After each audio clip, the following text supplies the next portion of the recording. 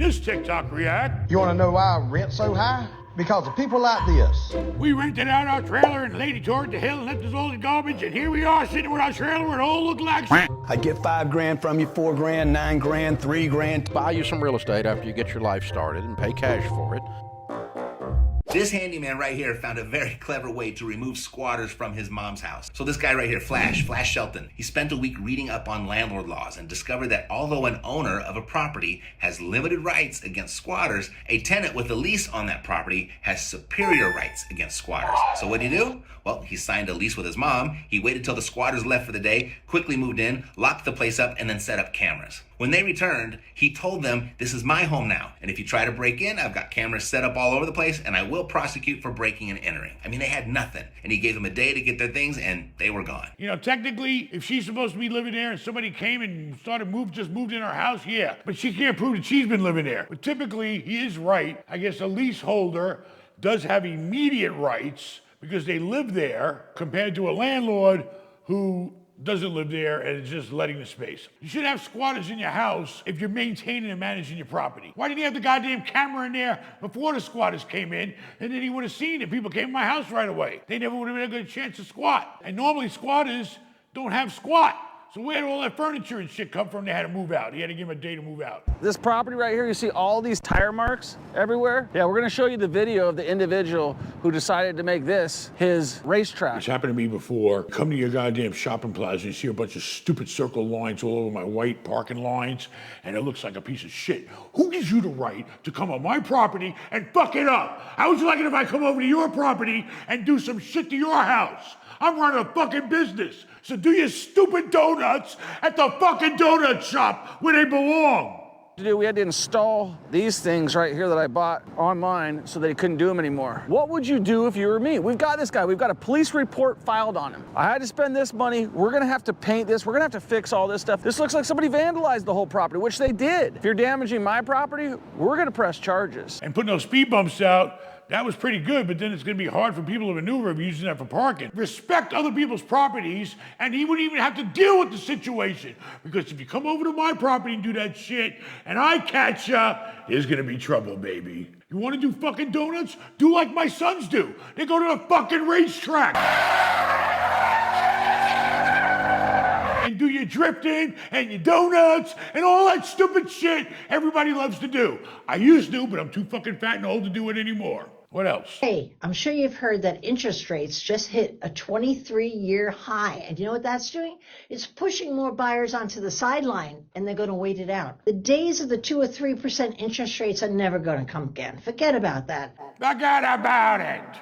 But they will come down, and you want to stay in the market. The minute they drop and come to anything with a 5 in front of it, the whole world's going to jump back in the market. There's going to be no houses around, and prices are going to go up by 10% or even 15%. So don't get out of the market. This is the very best time to buy a house. This is not the very best time to buy a house because the price can only come down because interest rates are high. You don't want to buy a house and hope it's gonna be worth the same or more money. You gotta know. Now's not the time. The bleeding hasn't started yet. It's just starting. People are just getting used to this new interest rate. A lot of people had their rate fixed for a while. You gotta wait. You gotta wait till the timing is right. Then you come in for the kill. But now's not the time. Now's the time to lowball. You can go out there and try to buy something for 25% less. That's smart to do. But you don't want to go out and pay today's prices. Interest rates are double and triple. Insurance is up. Now's not the time. I don't agree with her. I'm sorry. People do come back into the market. Rates go down to 5%. All that means is that things will go back to selling. But they ain't going to be selling for more than they are priced at now. The market is not adjusted to the interest rates. Why? Because the sellers don't want to swallow that they pay too much and they'd be lucky to break even right now. I'm swallowing it. I was on the phone yesterday closing a deal for only $10 million that I paid $9,650 for. That's not a real profit in my world, but I'm gonna take it because breaking even is better than losing, baby. Don't be scared, okay? When people are getting scared, that's when you make your money.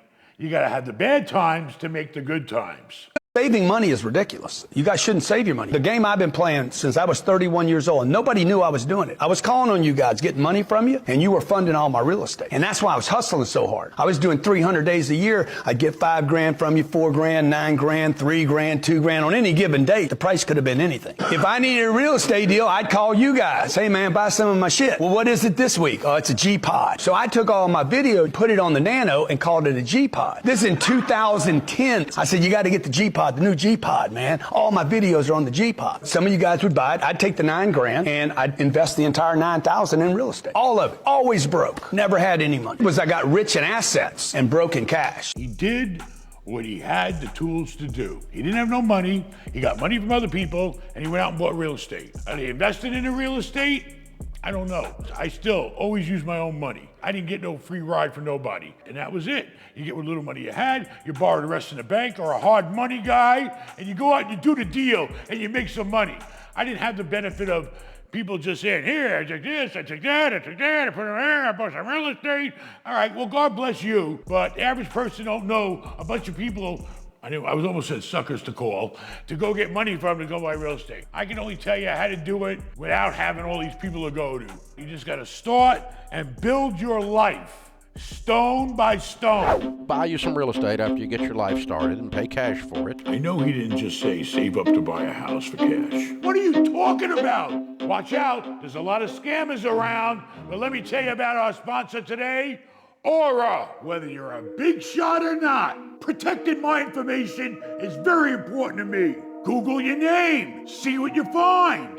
Your address, your email, even your phone number. That's why I'm excited today to tell you about today's sponsor, Aura.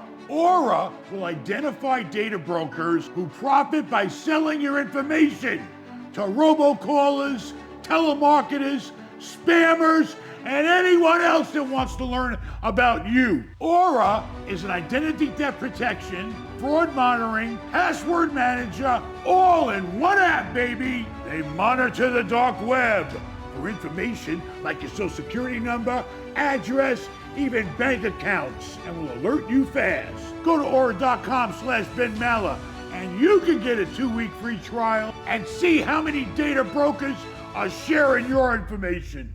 Thank you, Aura, for sponsoring this video. Now back to our program. Next. You want to make money with $1,000? This is what I did. I went online, I won't use the website name, but it shows you how fast certain cars sell. So I looked and I found the car that sells the fastest for $3,000. Then I go ahead and search that car, who's selling it. Then I email every single person selling that car going, I got $1,000 cash today if I can buy your car. I send out 50 emails, 49 of the people basically say, quit wasting my time, F off. And one person says, sure, give me the money today. I go get the money, I post it for $3,500 and it sells in a day for $3,000. $2,000 profit. Then I can take my $3,000 and I look for the fastest selling car at $6,000. I go buy that car, same way, email, I got $3,000 today. If you sell me the $6,000 car, one person says yes. I immediately clean that car for $100, post it, do the same thing at $9,000. Listen, I flip cars to feed my kids. I didn't have any money to buy real estate back then. I was just managing it for others. I used to go from Oakland across the bridge to San Francisco where nobody could park and they always wanted to sell the cars cheaper. I'd buy pre-owned Mercedes, I'd finance them. Maybe the car cost 10 grand, I had to put 10% down and put $1,000 down. I put $1,000 down on a $10,000 car. I drove it across one bridge from the city to not such a city. I could sell that car for $5,000 more. So bam, I'd buy that car for $10,000, $1,000 worth of my money. Big deal, I'm financing it. How long am I financing it for? Not even a month. I sell it to $15,000. I pay back the bank the 9 grand, and now I got my 1 turned into 6. But anything you can do to save up money so you can invest in real estate makes sense. Because if it makes sense, it makes money. Anything and anybody in life can buy something for one price and sell it for another. It's not rocket science. Next. Buy you some real estate after you get your life started and pay cash for it, after you get your home paid off, and after you get your 401ks and other stuff started. This idea that you're going to build a portfolio of heavily debt-ridden real estate and the renters are all going to make you rich is so freaking laughable that it makes my head spin. I know he didn't just say save up to buy a house for cash, because they'll be dead before they can save $500,000. The whole world is based on borrowing money. Countries loan it to countries. Everything moves and everything lives because of borrowed money. I think his head needs to stop spinning because he doesn't know what the hell he's talking about. He's cuckoo. Interest rates are high now, but when they were 2 and 3%, baby, that's free money. Why wouldn't you borrow it? Because they make it sound like, oh, well, the renters will just pay for it. Nope, you're going to pay for it. Why won't the renters pay for it?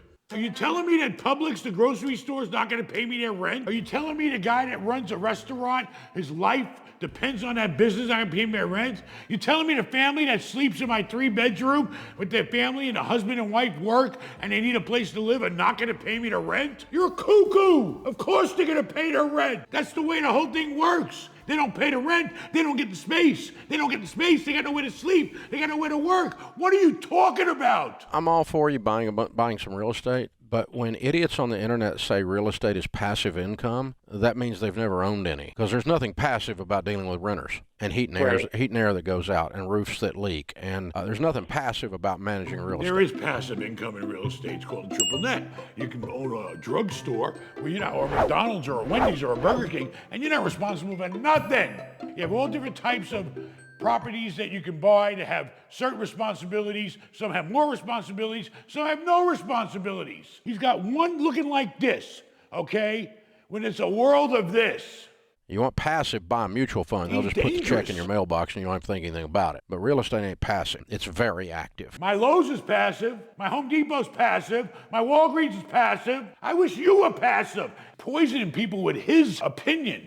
You know, what he lives like. But the information he's giving you makes no sense to the average person. Wait to buy a house with cash. That is the most stupidest thing I ever heard in my life. No guts, no glory.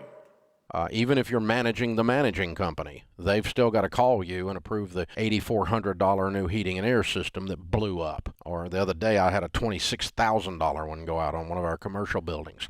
Didn't feel passive to me at all. Cost of doing business.